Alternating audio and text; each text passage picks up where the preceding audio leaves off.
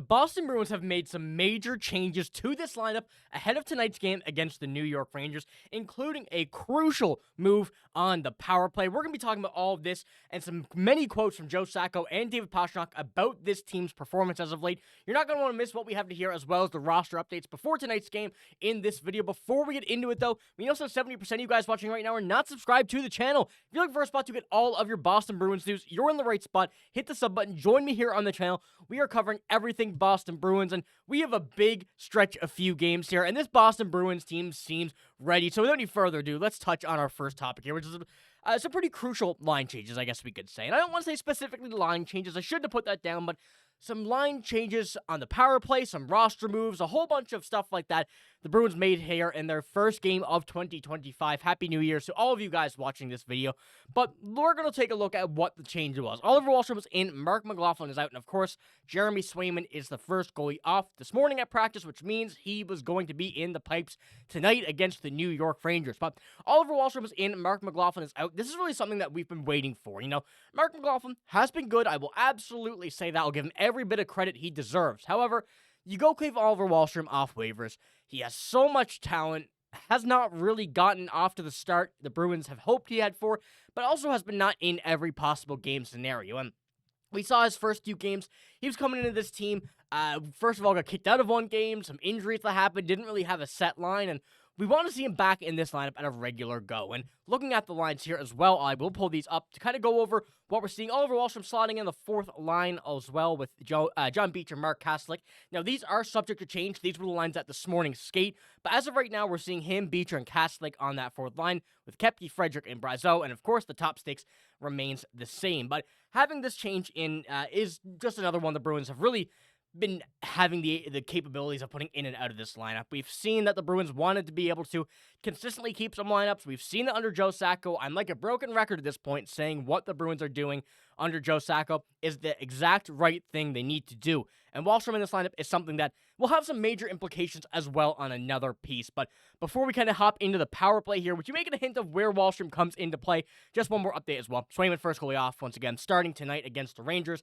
This is going to be a very good game for the Bruins, hopefully to really give the opportunity for the Bruins to kind of work around some things that they've been struggling with lately. The Rangers have not been a good team over the past month or so, but that does not mean they're a bad team. This team is still so talented, very, very good, and you could easily lose to this Rangers team if you're not careful, but the Bruins have a great opportunity tonight to test some things with a team that is struggling both on the ice and in the locker room, it almost seems like, and the staff of this team. Nothing seems to be going right to them, so let's hope the Bruins get to pull out a big win tonight. But this is going to be a big part of this win tonight here as well as the power play. The Bruins have made some lineup changes to the power play, and as I mentioned, Oliver Wahlstrom heading into this lineup was really the big part of why this is a crucial change. You know, the power play has not been good for the Bruins this season. That's been no surprise to any of us. 13% on the year, I believe, and that puts them right at 30th in the NHL. And having to look at what we're seeing here from Fluto Shinzawa this morning at practice, power play 1.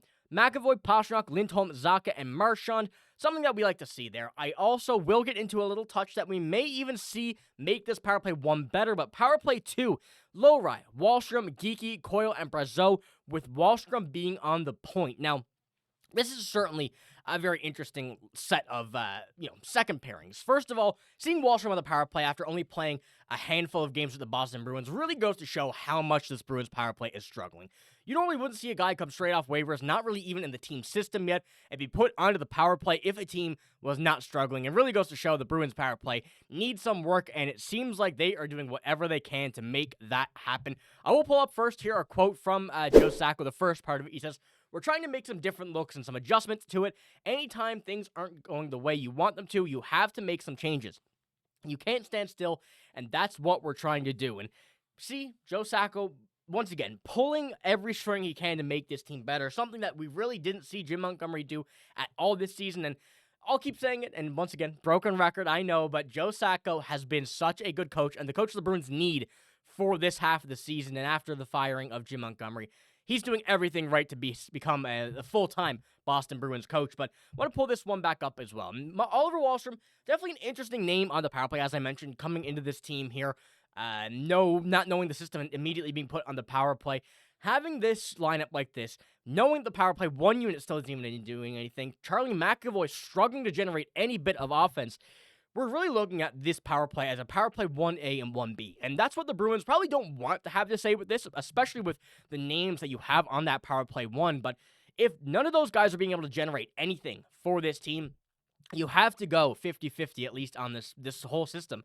Brazeau's been hot lately. Geeky and Coyle have been hot lately. Mason Lohrein's been incredible. And Oliver Wahlstrom still hasn't had just the opportunity yet with the Bruins. But in this system with his offensive capabilities and being able to show off finally for a team not named the New York Islanders, I see this power play being a very, very sneaky good one and being able to potentially even top the power play 1. So I do think this is a very good idea here.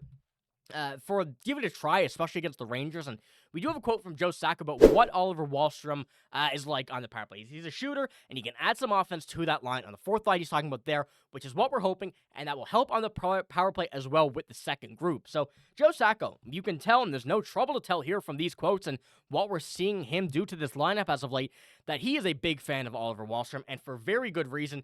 And for a lot of fans who don't really know too much about Oliver Wahlstrom, I've mentioned the video when we claimed him, coming against the Islanders, who are a fully defensive-minded team, going into a team like the Boston Bruins who are pushing for offense. This is a very big change for him, and one that he's going to have to adjust to. So I don't expect him yet to be, full-blown offense, but that will come in a matter of time.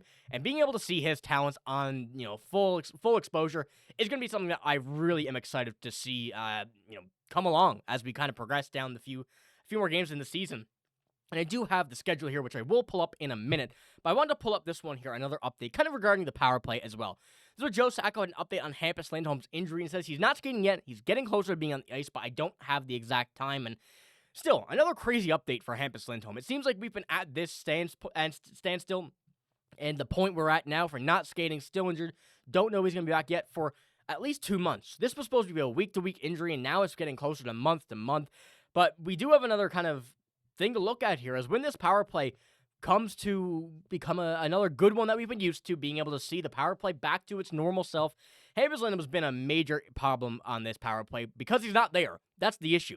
Hampus Lindholm, the offensive defensive capabilities that he has is something that the Bruins have certainly been missing on this power play, and being able to fill the holes with some guys that we have now, like Oliver Wahlstrom, Mason Lohrei, McAvoy, some guys that have been struggling, some guys that have been excelling in expectations, some guys who are yet to really see what we can bring from him. But that is a big loss for the Bruins, of course. But hopefully we do have him back soon, just as another small update. And that really goes to why this power play has been so bad this season, unfortunately. We hope to see it better, and hopefully tonight's a turning point. Hopefully 2025 brings some great Bruins power plays, and hopefully it's starting now, not next season. But of course, it's only a matter of time until we see. It's going to be a good night tonight against the Rangers to be able to see this power play, see what we have. And over the next few games, we're going to want this power play to really lock it in, really find out what they're made of, and really get to work on this power play because we have a tough schedule coming up. Of course, the Rangers tonight. Saturday, we have the Toronto Maple Leafs, the Islanders coming up on Sunday. Then we head to to Boston against Edmonton.